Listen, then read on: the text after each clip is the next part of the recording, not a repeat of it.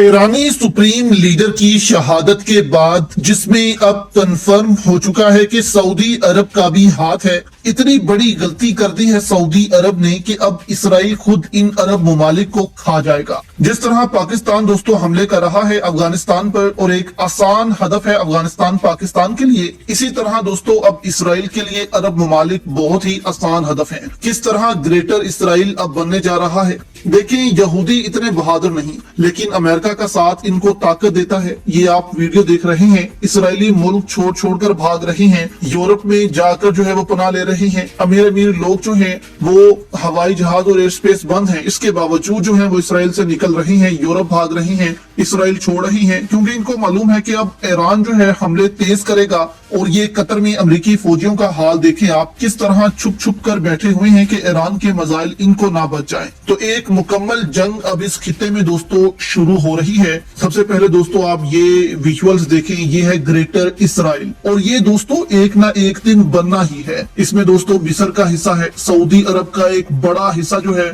उस पर इसराइल कब्जा कर लेगा। जॉर्डन, लुबनान, शाम, इराक, बहुत सारे हिस्से जो हैं वो इसराइल जो है अपने कब्जे में ले लेगा। मिस्र के इलाके अपने कब्जे में ले लेगा।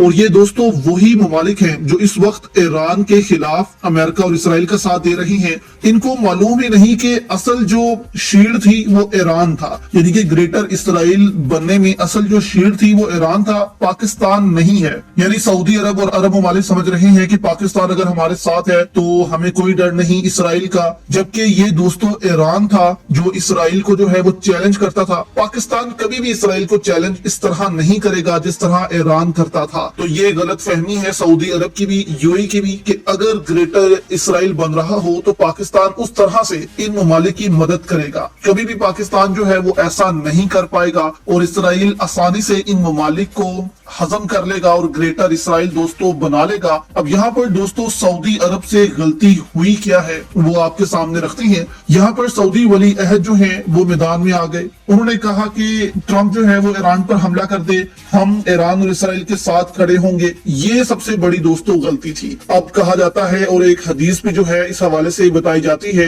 कि अरबों में अब एक ऐसी जंग शुरू होगी कि अगर किसी के 100 बेटे हैं, यानी कि अरब मुल्क में अगर किसी एक शख्स के 100 बेटे हैं तो उसमें से 99 मारे जाएंगे, सिर्फ एक बचेगा। यानी इस तरह की खूनी जंग जो है वो अब शुरू होगी। तो इससे दोस्तों साफ जाहिर है कि अब अरब ममालिक जो हैं उनमें भी खाना जंगी शुरू होगी। इसराइल और ईरान की जंग जो है पूरे मिडिल ईस्ट को अपनी लपेट में ले लेगी और ये कभी भी इससे अपनी जान छुड़वा नहीं पाएंगे। और आने वाले अरसे में दोस्तों ग्रेटर इसराइल जो बनाना चाहता है इसराइल, वो बनकर रहेगा और अमेरिका इसमें इसराइल का भरपूर साथ देगा और सऊदी अरब जो है वो फिर पछताएगा।